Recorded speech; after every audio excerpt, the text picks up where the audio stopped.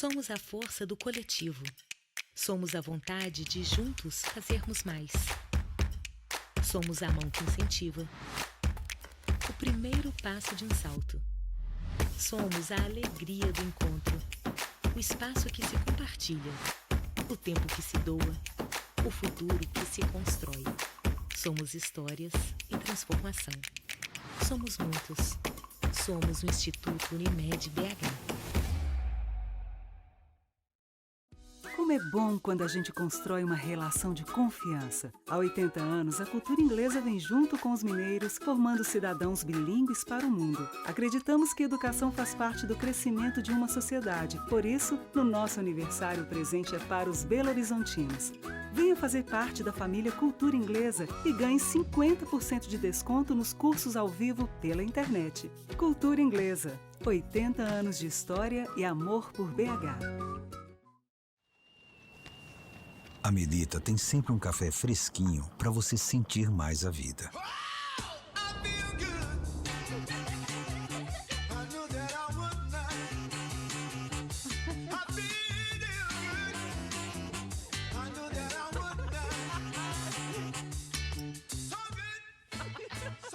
Seja qual for o seu preferido.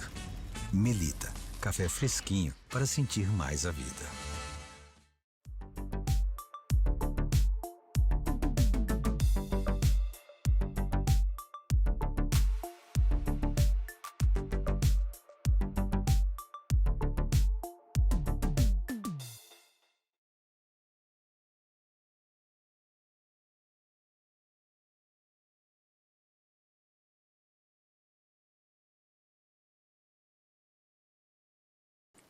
Olá, bem-vindos ao Letra em Cena, o projeto literário que acontece todos os meses no Centro Cultural Unimed BH Minas, em Belo Horizonte.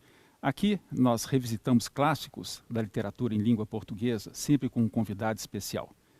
Hoje nós vamos falar de Eça de Queiroz, um dos maiores escritores portugueses, não só do século XIX, mas de todos os tempos. José Maria Eça de Queiroz nasceu em 1845, em Póvoa de Varzim, e faleceu em 1900, aos 55 anos. Nessa sua breve vida, ele deixou uma obra extensa. Contos, crônicas de jornal, ensaios e, especialmente, romances. Alguns bem famosos. O Primo Basílio, O Crime do Padre Amaro, Os Maias, A Ilustre Casa de Ramírez e tantos outros. Realmente um mestre da nossa língua. E quem vai falar de Eça de Queiroz é José Eduardo Agualusa, nome forte da literatura africana contemporânea, respeitado, traduzido, premiado no mundo todo.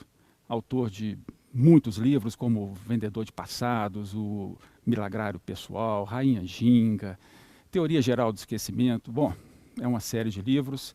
O Agualusa é queridíssimo no Brasil, inclusive já morou aqui no final dos anos 90.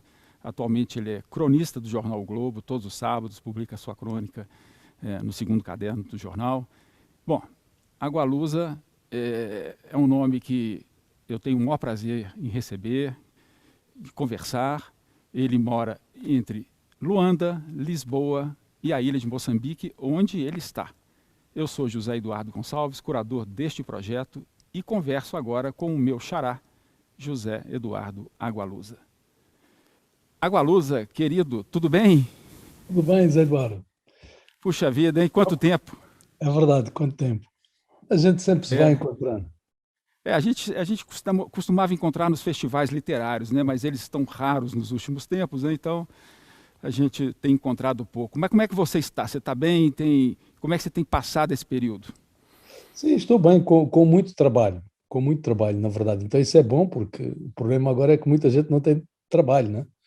Infelizmente eu tenho tido muito trabalho. Agora estou mais até a fazer coisas ligadas ao cinema. Estou a fazer um roteiro a partir de um livro de um grande escritor angolano, do Rui Duarte de Carvalho, e estou colaborando na adaptação de livros meus também. Então estou com muito trabalho, mas curiosamente mais virado para o cinema agora.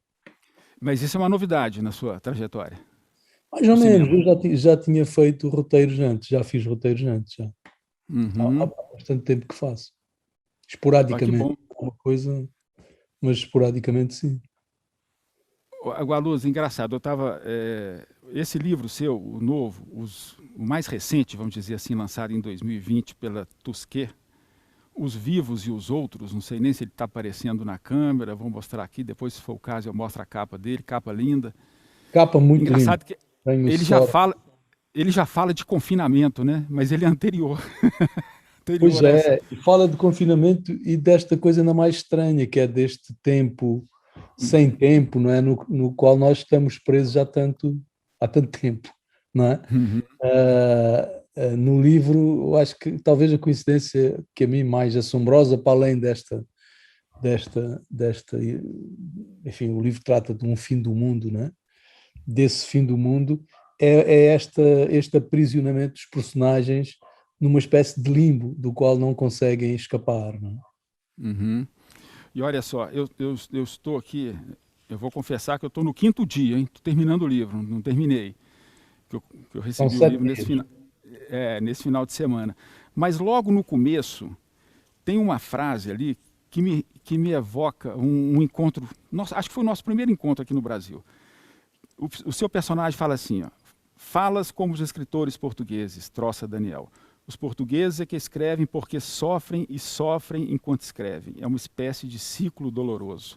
Eu estou lembrando, Agualusa, que acho que foi o primeiro ou segundo encontro que eu tive com você, no Museu de Artes e Ofícios, em 2012, quando uma pessoa da plateia virou para você e perguntou se escrever era sofrido, se você sofria muito para escrever. E você deu uma resposta que eu nunca esqueci, assim, não, se fosse sofrido eu não estava fazendo, para mim é um prazer, eu gosto de escrever para mim é uma alegria. Lendo essa fala aqui, imediatamente eu lembrei daquele fato, assim, incrível. Assim, Porque essa é uma discussão que surge de vez em quando, não é? E realmente tem vários escritores portugueses, que por isso é brincadeira, não é? Que falam nisto do sofrimento. Eu acho que é uma coisa mais portuguesa, não é? Os portugueses gostam de sofrer, não é? E de exaltar o próprio sofrimento, não é? Pela sofrência portuguesa. A sofrência, né? Eu lembro-me que uma vez, em uma entrevista a um jornal português, eu disse uma coisa que depois me arrependi, disse que era uma pessoa muito feliz, e aí nas semanas seguintes eu fui crucificado em Portugal, não é? Porque as pessoas diziam, como é que você pode ser escritor se você é feliz? Não pode ser, não é? Isso é incompatível. Só para ser escritor é preciso ser infeliz, não é? Então é esta convicção enraizada em Portugal e esta exaltação do sofrimento, que realmente eu acho que não é africana, e o Brasil divide-se, não é? Porque o Brasil tem vamos dizer assim, que tem escritores numa vertente mais europeia, mais portuguesa, e tem escritores mais africanos, não é? Sobretudo os escritores da Bahia e para cima, não é? Eu acho que a literatura de São Paulo tem muito mais parentesco com a literatura europeia, em particular com a literatura portuguesa, enquanto a literatura baiana tem um parentesco maior com a literatura africana, em particular com a literatura angolana. E a alegria está presente, né? A alegria, a ironia, né? Está mais presente. Curiosamente, também vamos falar do Essa, e é interessante porque o Essa é um dos raros escritores portugueses que tem esta grande ironia, não é? E uma grande alegria na sua escrita. Isso é uma coisa que nós vamos falar aqui agora. Uma última coisa, só antes da gente entrar no Essa, porque você conhece o Brasil pelo menos há 3 décadas, por aí. Já morou em Recife, já morou em São Paulo. Você está com saudade do Brasil? Ou você não está com nenhuma vontade de vir ao Brasil? Olha, nesta altura não tenho vontade, sou sincero, não tenho, porque eu também falo todos os dias com amigos brasileiros e vejo as pessoas, sobretudo, a quererem sair do país, não é? E leio os jornais, porque eu começo o meu dia lendo os jornais brasileiros, porque sou assinante, enfim, do Globo, recebo outros jornais, e depois leio os jornais angolanos, moçambicanos, portugueses, etc. E aqueles que me custa ler mais hoje são os jornais brasileiros, porque cada dia é um novo absurdo, não é? E parece um festival de absurdos, o país parece que foi capturado por um pesadelo, não é? Por um sonho mau, então é um pouco doloroso. O Brasil hoje faz-me sofrer. Então você tem uma saudade dolorida, né? Eu tenho saudade dos amigos, naturalmente, mas também, felizmente, alguns desses amigos consigo encontrar, por exemplo, em Portugal, não é? Enfim, e é isso, as pessoas vão saindo, vão tentando sair. e sobretudo consigo encontrar falando como a gente está falando agora, então mata as saudades, como tantas saudades, não é? Mas tenho saudades de outras coisas, sim, tenho saudades de um Brasil que não é que não exista mais, é que está escondido, ou está na clandestinidade, não é? Que era aquele Brasil que produzia alegria, no fundo, não é? Que é esse Brasil que produz, e que continua a produzir a grande música, a poesia, a literatura, etc, etc, não é? Mas tenho saudade. É. Muito bem. Mas vamos falar aqui do nosso querido Essa, vamos entrar no assunto. Gualuzzi, quando é que você começou a ler o Essa? Você era garoto, adolescente? Como é que ele apareceu na sua vida? Olha, deixa eu dizer que eu aceitei participar nesse programa porque realmente eu acho que devo isso ao Essa, ou seja, aquela frase que nós ouvimos muito, este livro mudou a minha vida, no meu caso aconteceu mesmo com os Maias do Essa, porque eu comecei por ler os Maias, não sei, acho que foi a minha mãe, não foi nem na escola, porque os Maias naquela época tinha que ser lido na escola, mas eu creio que li antes. A minha mãe era professora de português e de literaturas em língua portuguesa, e tinha uma boa biblioteca, e creio que foi a minha mãe que me deu a ler, que me aconselhou a ler os Maias. E lembro-me que eu fiquei de tal forma deslumbrado que aquele livro me arrastou para a literatura, ou seja, me fez querer escrever. Então, num certo sentido, eu acho que o Essa é responsável pela minha carreira literária. Eu tornei-me escritor por causa do Essa, porque fiquei tão entusiasmado com o mundo do Essa de Queiroz, com a escrita do Essa, que aquilo me empurrou para a escrita, não é? Eu lembro-me que depois de ler os Maias, li tudo que havia na biblioteca dos meus pais sobre o Essa, do Essa, não é? E sobre o Essa também. E depois também foram aparecendo mais coisas, porque ao longo dos anos foram sendo editadas cartas e outros documentos, enfim, que não estavam... Publicação póstuma, né? Publicação póstuma. Exatamente. Ainda de vez em quando aparecem coisas que eu não conheço do Essa, não é? Mas eu creio que já li tudo, realmente. Nesta altura, acho que li. Que bom. Mas que bacana. Às vezes a gente vê essas histórias assim, de livros que transformam. Você acabou de dar um depoimento de um livro que parece... Sim, é verdade. Eu sempre sou muito desconfiado em relação a isso. E sempre eu também. Quando algum leitor me diz isso, eu fico sempre com um pé atrás, não é? E um pouco preocupado também, porque é uma responsabilidade enorme. Mas no meu caso, com o Essa, com toda a certeza, o Essa, isso para mim é absolutamente claro.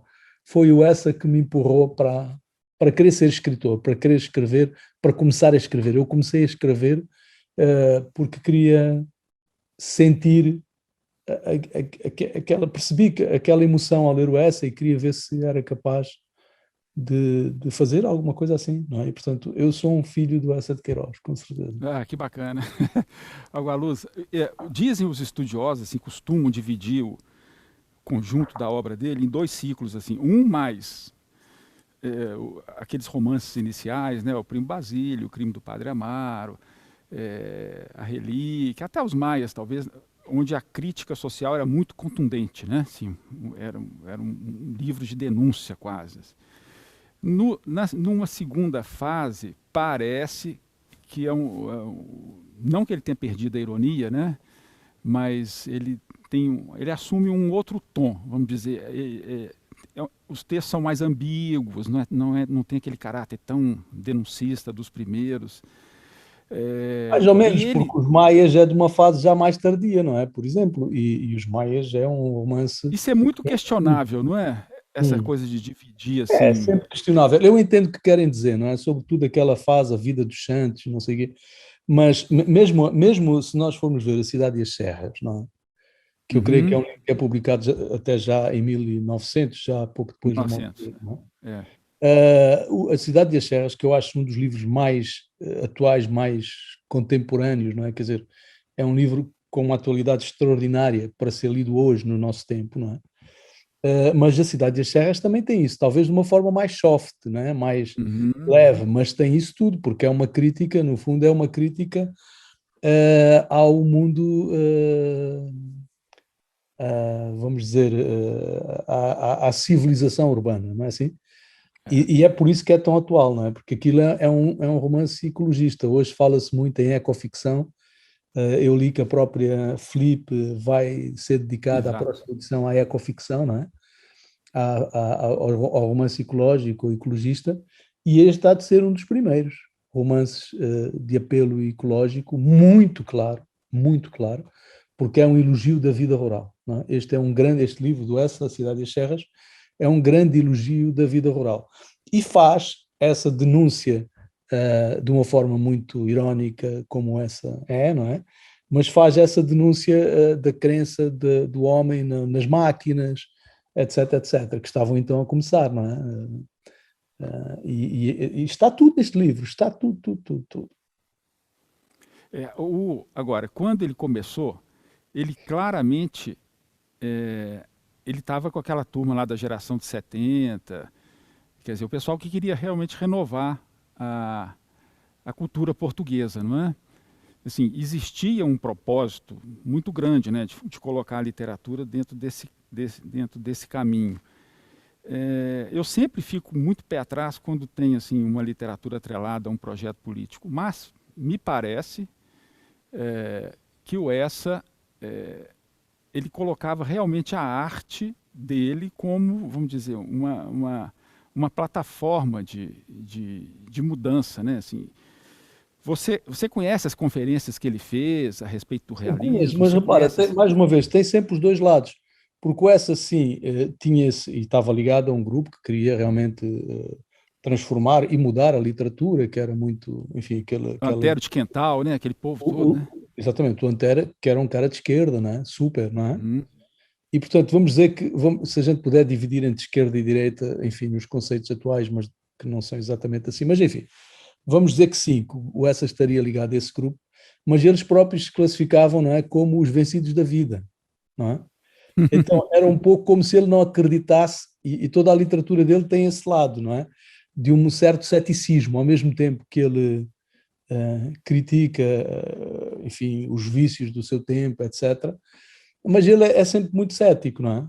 Às vezes de uma forma assustadora, quando nós pensamos na posição do Essa sobre a escravatura, por exemplo, não é? Em vários textos, ele põe em dúvida que seja possível abolir de facto a escravatura, não é? Estava-se a viver aquela época, parece impossível, não é? Que foi há tão pouco tempo.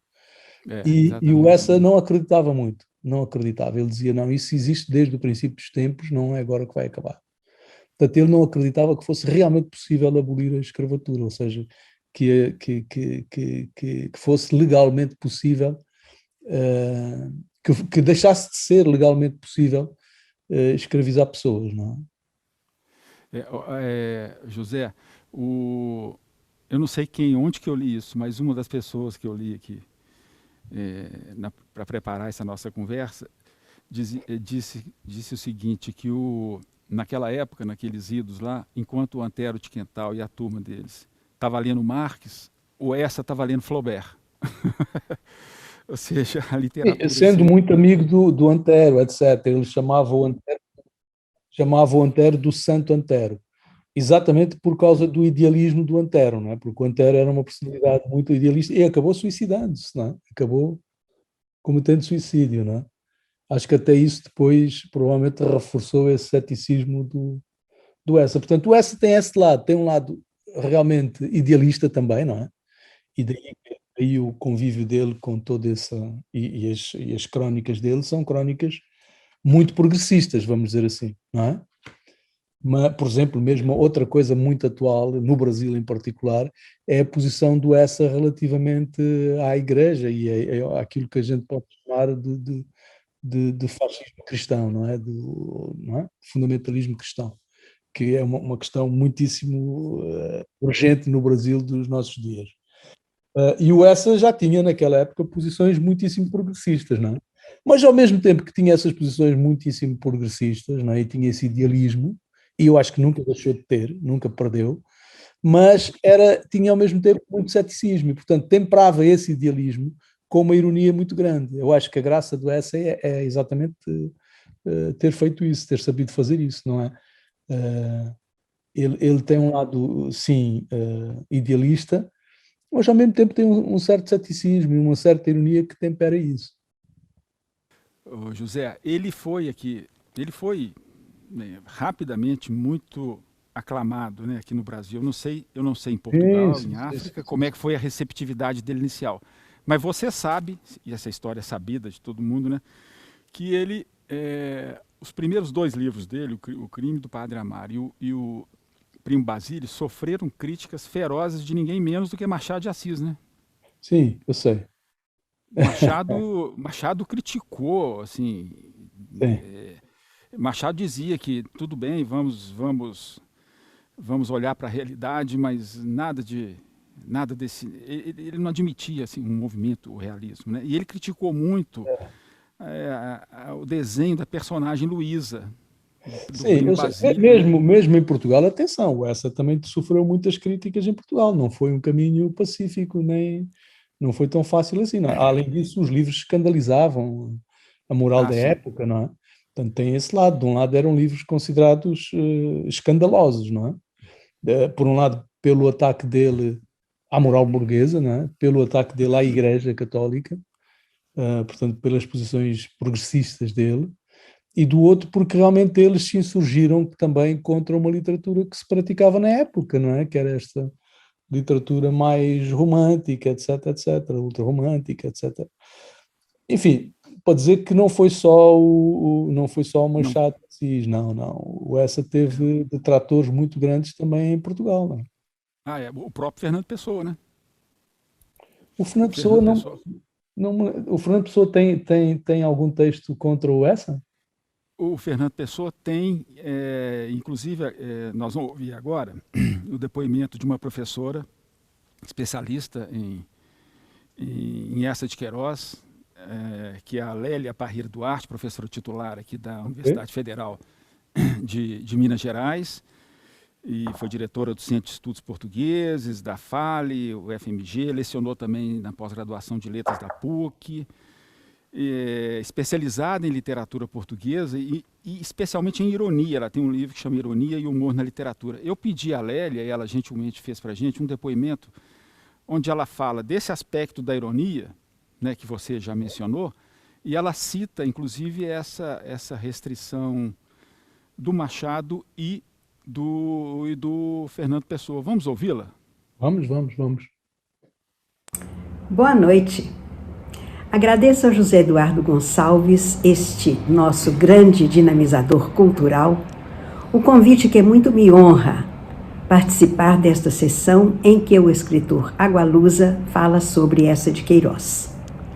Muito bem escolhido o Agualusa para este Letra em Cena, como se comprova pelo seu livro Nação Crioula, Correspondência Secreta de Fradique Mendes, em que ele retoma não só esse singular personagem do escritor português, como a sua proverbial ironia, que, acredito eu, é um dos mais eficazes ingredientes da obra hessiana.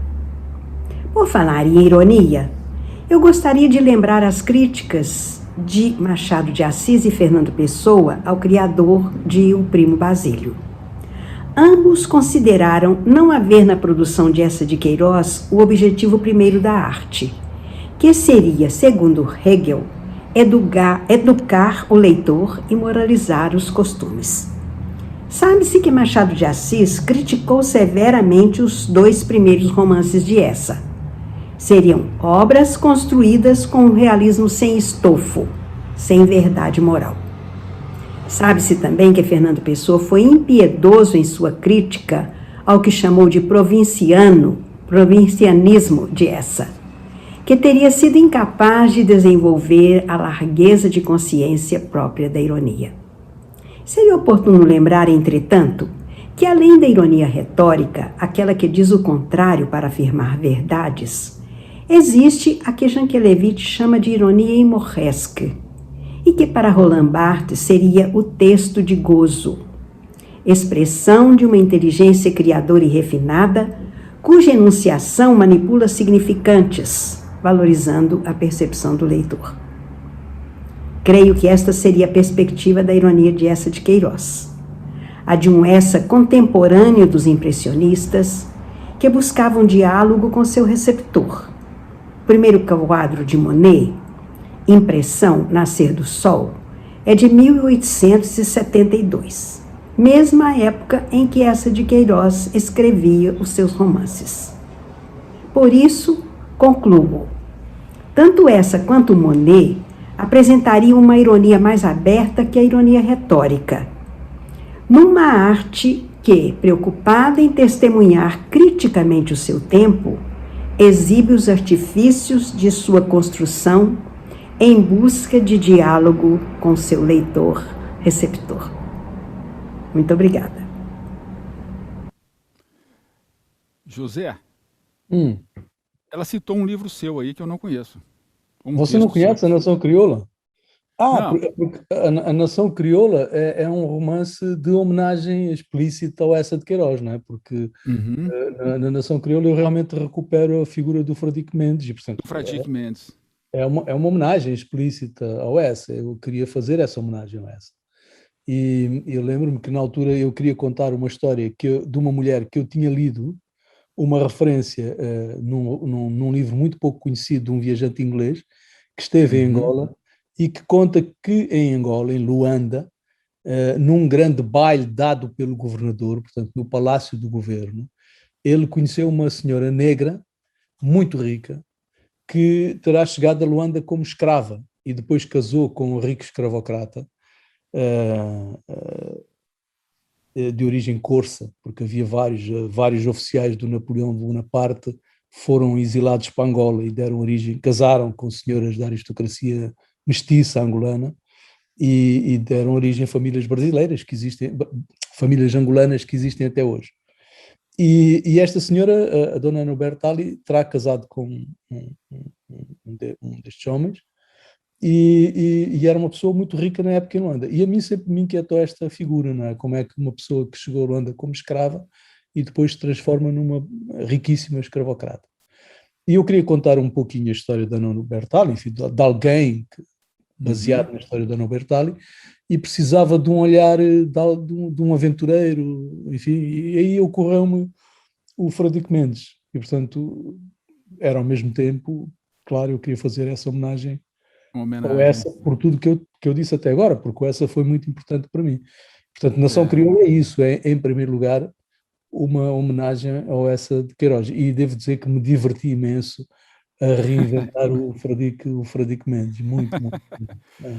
Agora, a professora fala numa coisa que eu acho que é interessante, que talvez seja a base dessa incompreensão inicial da obra dele, né? Que é essa ironia dele, né? Assim, esse jogo. Essa ironia não era, na altura, primeiro não era muito portuguesa, ainda não é. São raríssimos escritores portugueses que têm esse recurso, que usam esse recurso e que têm ao mesmo tempo essa vitalidade e essa alegria que essa tem, não é? Portanto, aquilo não era uma coisa portuguesa, é interessante. Nem era uma coisa francesa, porque mesmo, enfim, literariamente o Eça, como quase todos os escritores da época, não é? Tinham um olhar dirigido à França. A França era a grande potência cultural da época, não é? Mas eu acho que não vem dali, não. Eu acho que é outro. A minha tese é que vem da África através do Brasil, não é? Porque o Eça foi, como tu sabes, o Eça foi educado por uma ama brasileira e tinha um empregado na casa também brasileiro, negros, os dois, não é? Então ele terá, desde pequeno, escutado muitas histórias contadas por esses dois personagens. E a minha tese, enfim, vale o que vale, é só isso mesmo, não tenho. Que ele pode ter encontrado neles e nessa arte de contar histórias esse olhar mais irónico e essa alegria de contar, não? Que também há no Eça. O Eça era um contador de histórias também, não? Dizem que era um excelente, além de contador, um grande conversador, né? Um sujeito realmente... Claro, e você percebe isso através dos livros dele. Porque dos livros? Claro, são os livros, das crónicas, não é? Tudo isso. Porque sim, está ali toda uma arte de contar histórias e uma alegria de contar, não é? Uma alegria de contar histórias. Mas eu gostei desse seu raciocínio, hein? Dessa... Bem, estou puxando como dessa justificativa, né? Estou puxando a sardinha para o meu fogo, não é? Mas é muito... Muito bom. Mas olha aqui, José, nós falamos da Luísa, né, personagem do Primo Basílio, Poxa, o Essa criou quase 300 personagens e alguns fizeram história, né? O Conselheiro Acácio, né? Uma figura que virou Até hoje, substantivo, até hoje. adjetivo, né? Uma coisa cassiana, uma coisa, um Sim. discurso tão pomposo quanto vazio, né? Todo mundo usa e às vezes nem sabe de onde que vem. Você tem personagens favoritos na obra do Essa? Tem alguns que são marcantes para você? Olha, o livro que eu continuo a reler mais é Os Maias, não é? E Os Maias têm este personagem extraordinário que é um alter ego do próprio Essa, não é? Que, aliás, através do nome já se percebe que é o João da Ega, não é? E é muito curioso porque ele exerce essa autoironia também, ou seja, a forma como ele descreve o João da Ega, que é um pouco caricatural, não é? Até a forma como ele descreve fisicamente o João da Ega, não é? Estava-se a descrever ele próprio. Também é interessante isto, eu acho que esta autoironia, esta capacidade de autoironia ainda é mais rara, não é? Ainda é mais rara. E é uma coisa muito, muito queirosiana também e que me agrada muito. E, portanto, talvez um dos personagens que eu mais gosto é o João da Ega, porque é muito engraçado, além do mais, é muito engraçado. Não é? Eu vou dizer, há livros que eu não posso levar a bordo quando viajo de avião, porque para não escandalizar as pessoas à minha volta, não é? Porque começa a rir. E o Essa, e em particular os Maias, é um desses. Eu gosto, assim, do Essa, eu gosto dos Maias, continuo a reler, da Cidade das Serras, que falámos há pouco. Tem um livro menos conhecido do Essa, que eu gosto muito, que curiosamente acho que era o livro preferido da minha mãe, que é o Mandarim, que tem este princípio extraordinário, que é se você pudesse herdar a fortuna de um rico mandarim no Oriente, na China, carregando no botão e fazendo com que ele morra, você carregaria no botão, não é? Esse é o princípio. E é um livro também incrível. E depois gosto muito de um outro livro que eu acho extremamente atual, que é A Relíquia, porque se há pouco falávamos da Cidade e as Serras como um romance precursor do eco, enfim, das novelas ecológicas, dos romances ecológicos, este aqui, A Relíquia, é um romance de crítica a este fundamentalismo religioso que nós assistimos hoje, inclusive tomando o poder em países como o Brasil, não é? E, portanto, eu acho que devia ser de leitura obrigatória. A Relíquia devia ser de leitura obrigatória e o plot, não é muitíssimo divertido. Eu acho que deviam fazer também um filme, até se podia atualizar, porque é tão divertido, porque é a história de um jovem, não é? Muito, enfim, não de todo, não cético, não crente, ateu, mas que vive em casa de uma tia extremamente religiosa, uma fundamentalista cristã. E ele quer herdar, e a tia está muito velha, e ele quer herdar a fortuna da tia, e finalmente convence a tia a pagar-lhe uma viagem à Terra Santa, tentando convencer a tia de que ele é um devoto, não é? E depois nessa viagem à Terra Santa ele, enfim, exerce todo tipo de liberdades, não é? E enfim, de farra, que é uma farra permanente. E na Terra Santa ele compra uma relíquia, já não lembro o que é, para dar à tia, mas ao mesmo tempo conhece uma jovem, não é? E fica com as calcinhas dessa jovem. E embrulha as calcinhas no papel e erra os embrulhos e dá de presente à tia as calcinhas usadas daquela jovem com quem ele tinha estado. Enfim, eu acho isto tão incrível, tão contemporâneo ao mesmo tempo, não é?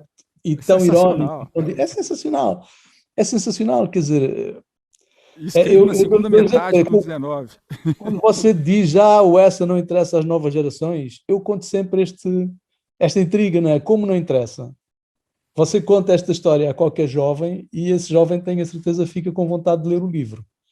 É muito divertido. E o Essa é isso. O Essa tem essa ironia extraordinária, não é? Que está em tudo que ele escreve.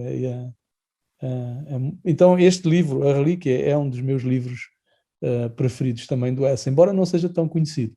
Mas é uma injustiça não ser tão conhecido, porque como eu disse, se há dois romances incrivelmente atuais do Essa, é A Relíquia e é A Cidade e as Serras. Não é?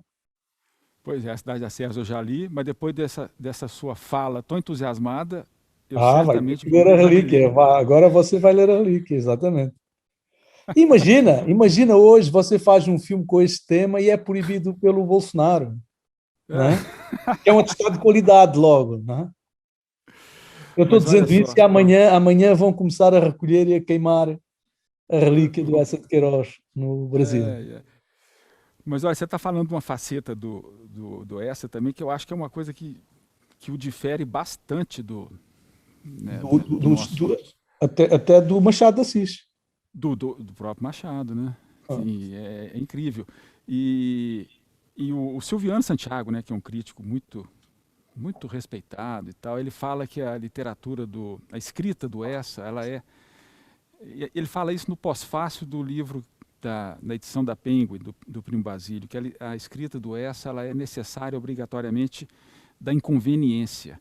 Ou seja, ele vai longe, assim, ele ultrapassa certas fronteiras que até então eram não eram tocadas, né? Por exemplo, os Maias, que é o seu livro aí que você falou, né? A relação entre os irmãos. Né? Exatamente, outro livro que incomoda. Eu acho que um autor não morre quando continua a incomodar, ok? Tem razão. Um livro não morre enquanto continua a incomodar. Quando deixa de incomodar, provavelmente já morreu, não é? E o facto de um romance como Os Maias ser tão incómodo hoje como era naquela época, mostra como Os Maias continua vivo, não é? Mais uma vez, é um romance que os bolsonaristas hão de querer queimar a partir do momento em que saibam de que se trata, não é? Porque é exatamente isso, é uma história de amor entre dois irmãos, que depois de saberem, inicialmente não sabem que são irmãos e, portanto, cometem... não sabem, mas depois de saberem ainda... continuam a cometer. Não deixam. Acho que esse aqui é o ponto, né? Assim, realmente, quer dizer, eles sabem, mas continuam, porque aquilo é muito bom. E, portanto, essa de Queiroz, essa capacidade de incomodar, não é? De fazer pensar, no fundo é isso que se trata, não é? Mas é quase um escândalo, né? É um livro que é quase um escândalo. Para a época, então, é um negócio... Quase, é um escândalo. Mas, como eu digo, Eduardo, é um escândalo hoje. É um escândalo hoje. Se eu escrevesse, vamos dizer que eu escrevi esse livro hoje, não é? Atualizando, etc, etc, seria um escândalo. Sem dúvida. Você chegou a ver, não sei se você estava no Brasil nessa época, a adaptação da minissérie Os Maias, feita pela Rede Globo? Há muito tempo. 2001. É antigo. Sim, eu acho que vi algumas, sim, vi algumas. Foi a novelista portuguesa Maria Adelaide Amaral que fez o roteiro, direção do Luiz Fernando Carvalho.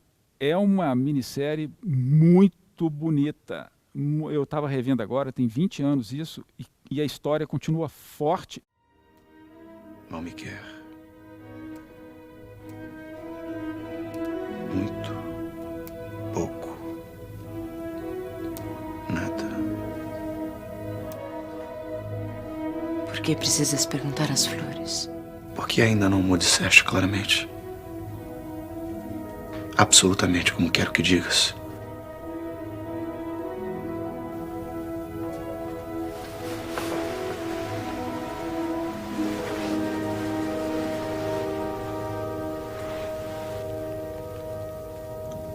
Amo-te. Muito. Muito.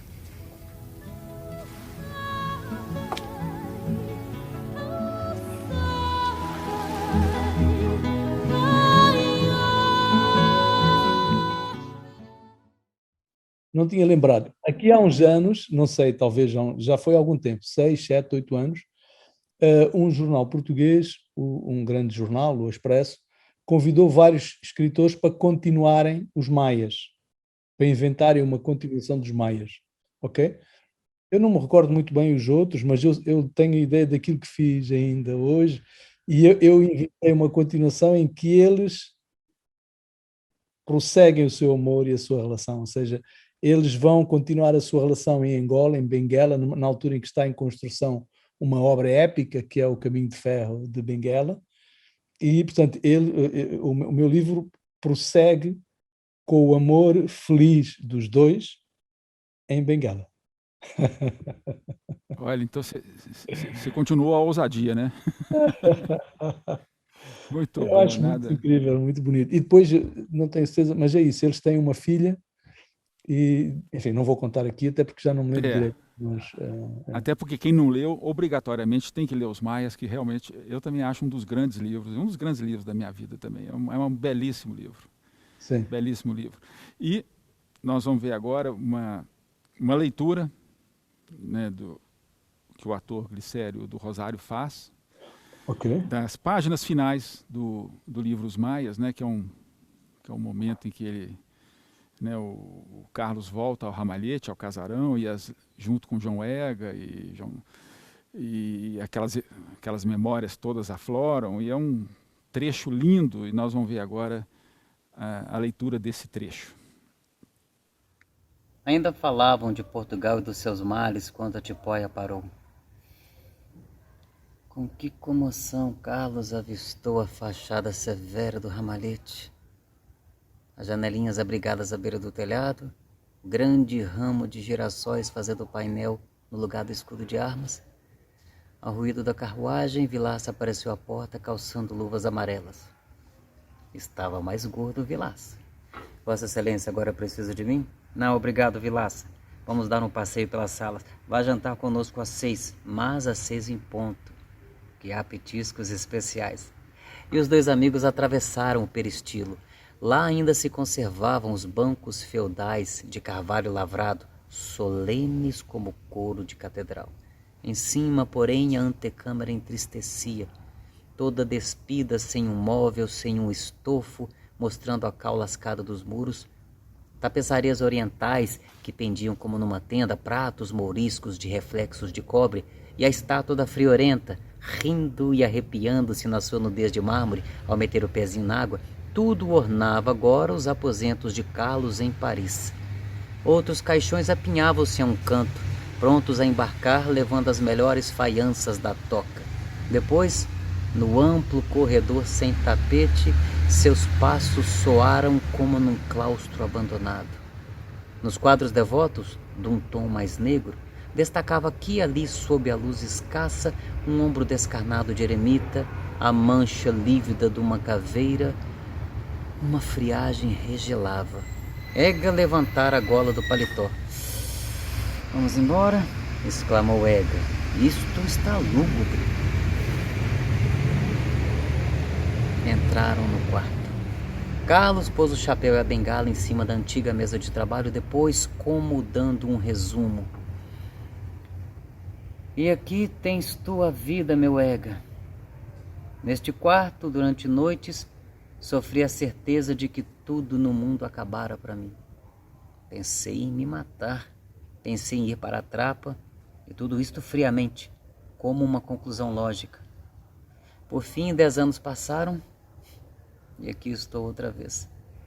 Então Ega perguntou, do fundo do sofá onde se enterrara, se nestes últimos anos ele não tivera a ideia e o vago desejo de voltar para Portugal. Carlos considerou Ega com espanto. Para quê? Para arrastar os passos tristes desde o Grêmio até a casa havanesa? Não. Paris era o único lugar do mundo congênere com o tipo definitivo em que ele se fixara. O homem rico que vive bem. Passeio a cavalo no Bois, almoço no Bignon, umas voltas pelo Boulevard, 1 hora no clube com os jornais, um bocado de florete na sala de armas, à noite a Comédie Française ou a Soirée, Trouville no verão, alguns tiros às lebres no inverno, durante o ano as mulheres, as corridas, certo interesse pela ciência, o bric-a-brac e uma polca de blague. Nada mais inofensivo, mais nulo e mais agradável. O quarto escurecia no crepúsculo frio e melancólico de inverno.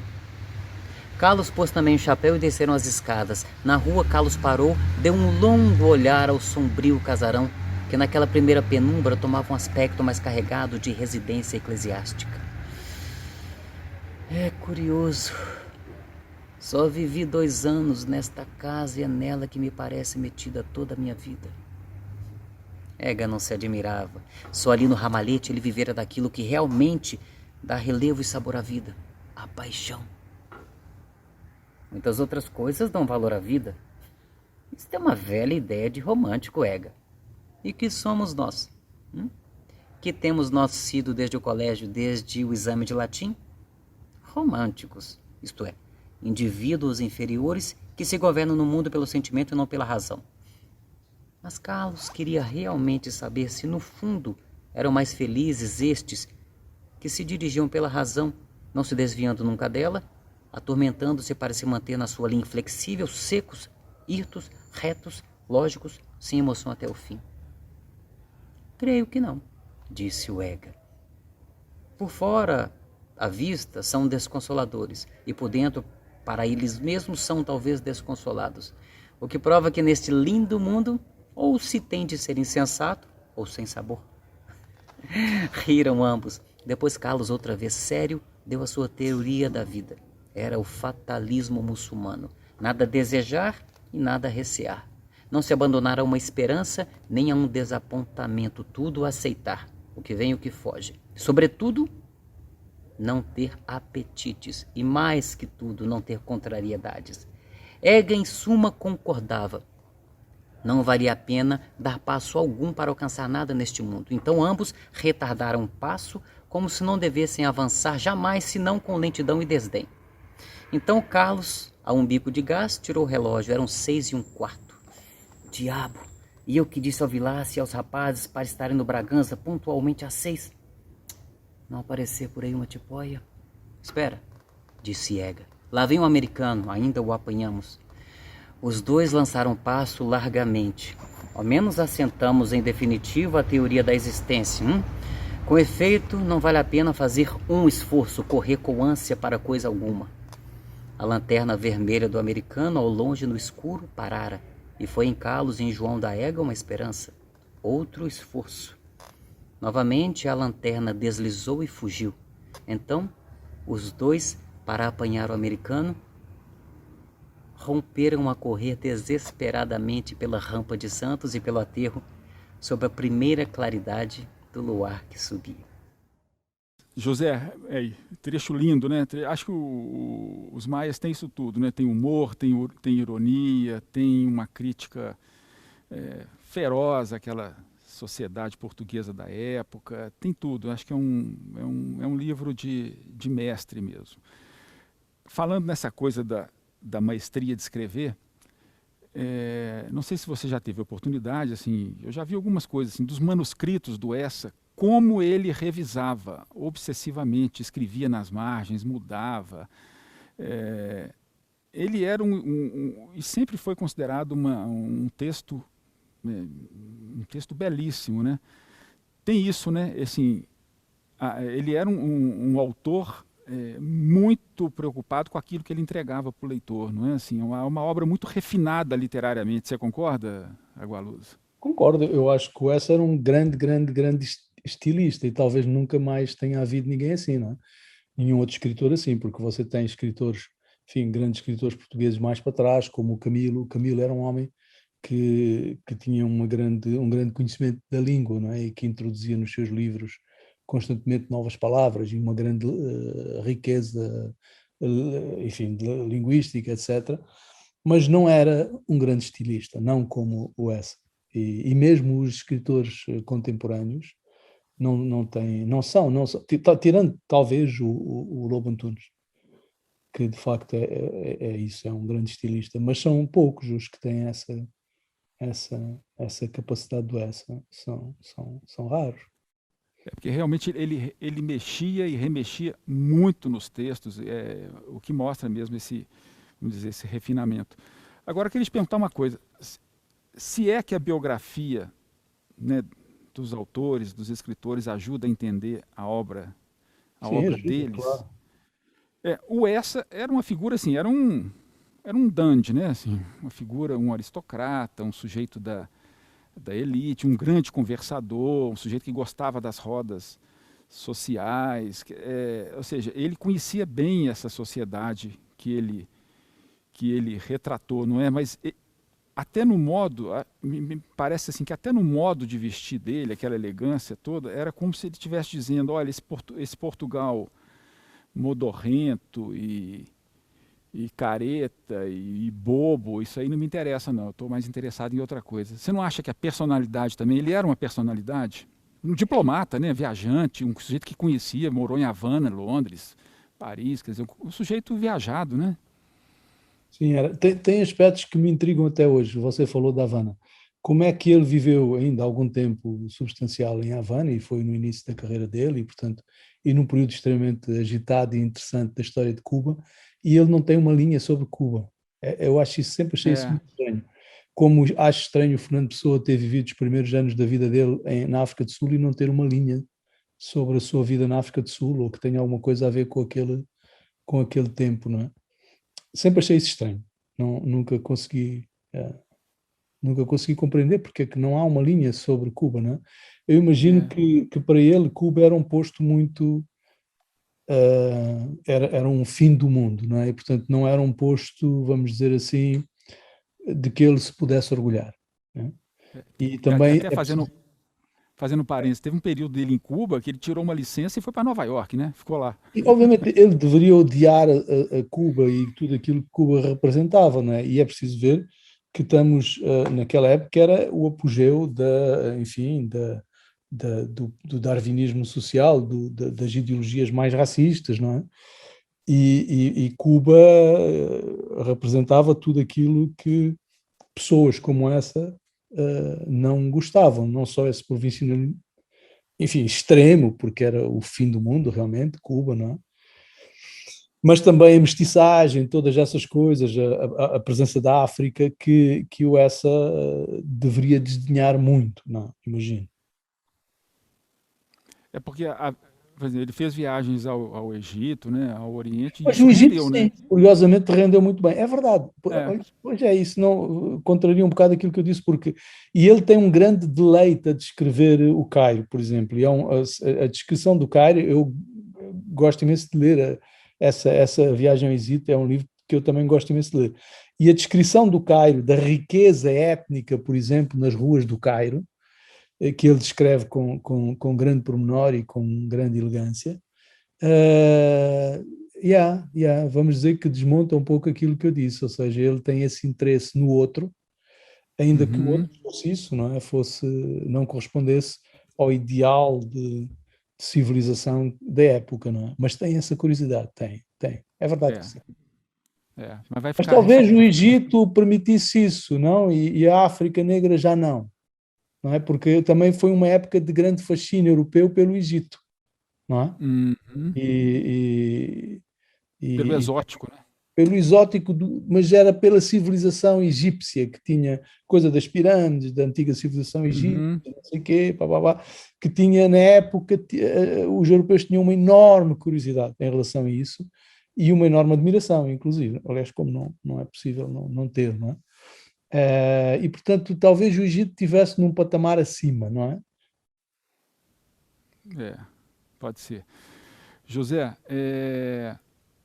nós estamos falando aqui nós não citamos ainda um livro que eu acho muito interessante, que é a Ilustre Casa de Ramírez, porque eu acho que ali o Gonçalo é um baita personagem, você não acha? Assim, porque é de uma ironia, e ali de uma ironia feroz, né? Porque o Gonçalo está escrevendo, né? Ou seja, é um livro dentro de um livro, né? O que já é também uma coisa muito, muito atual, não é?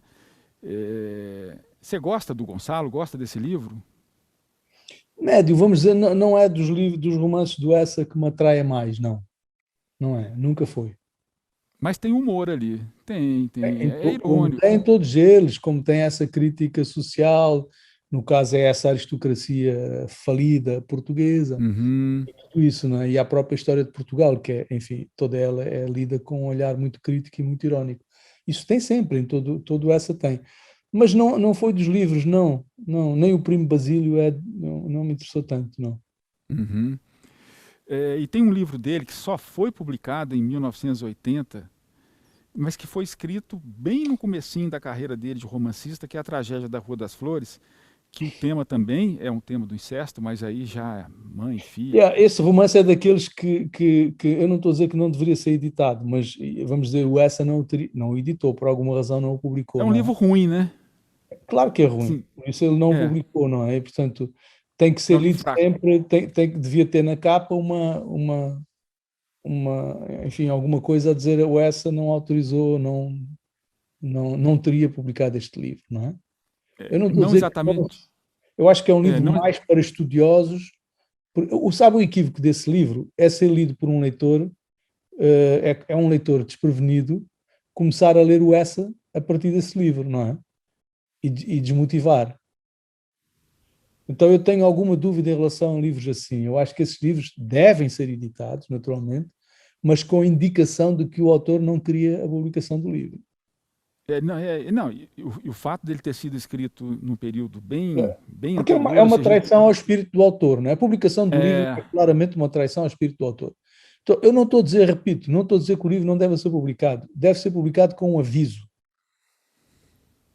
é uma tarja. Uma tarja. Atenção. Ah. Mas realmente, acho que nesse caso aí, acho que é um desrespeito ao desejo do autor. Se bem que essa é uma conversa longa, né? Assim, sim, por isso eu estou a dizer. Eu não estou a dizer que o Kafka pediu para destruir tudo dele. Então, eu volto a dizer, não estou a dizer que esse tipo de livros, não é? Também se fez isso com outros autores, não é?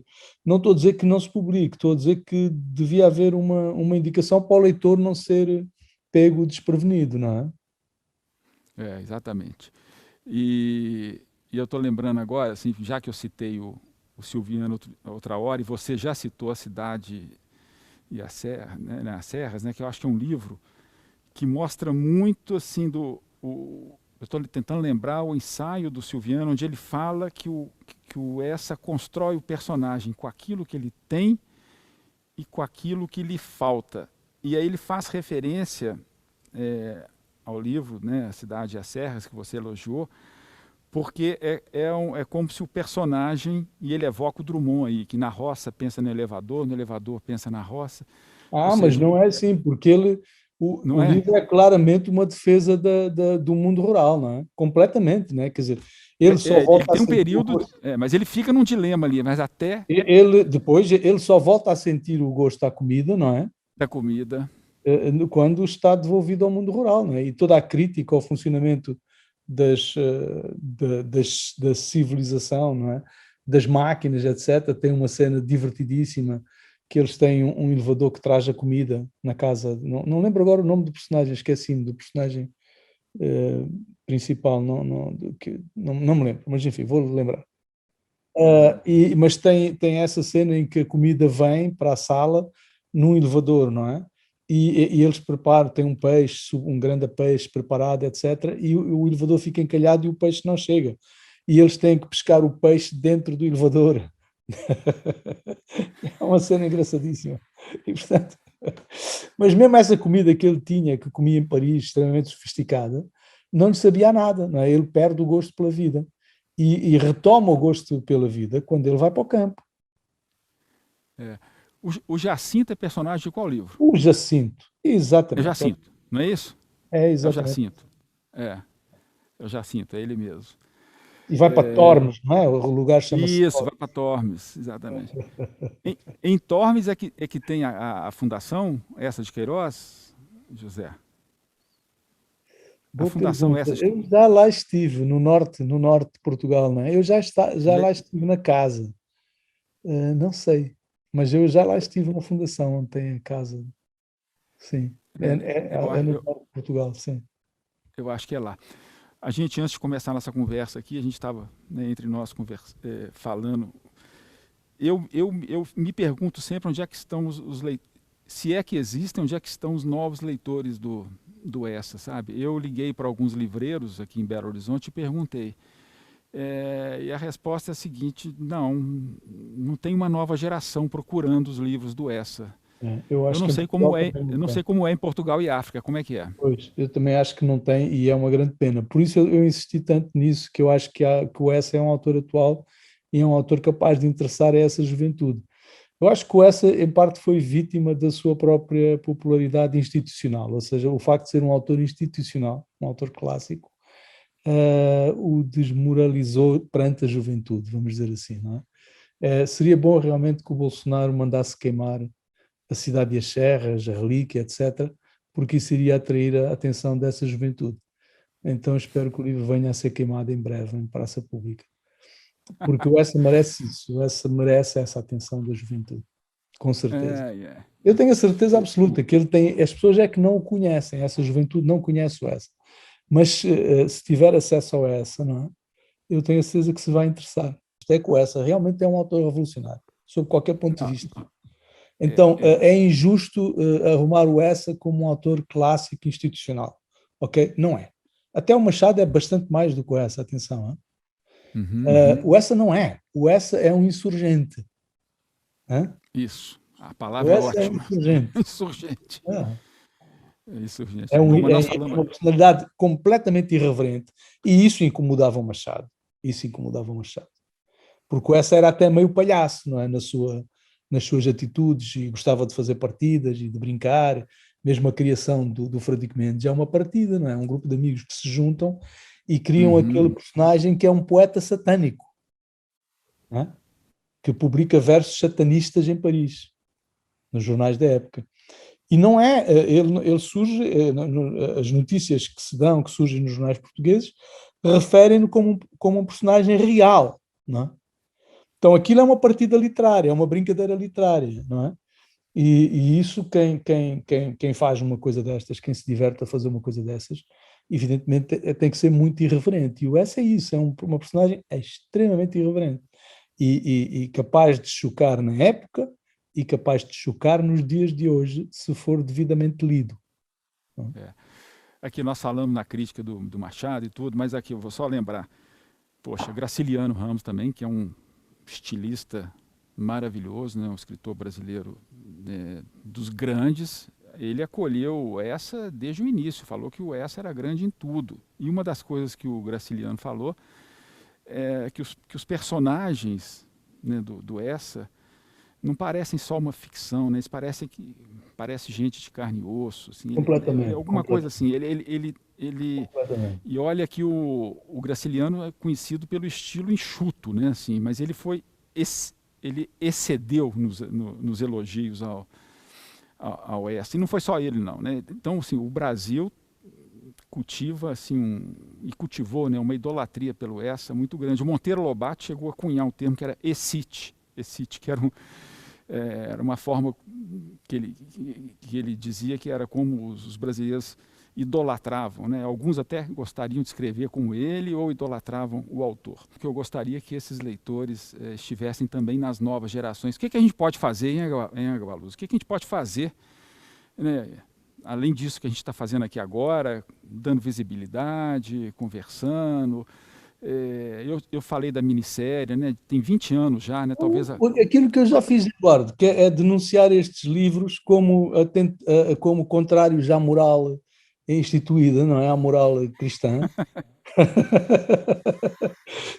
esperando que os fascistas cristãos, que os fundamentalistas cristãos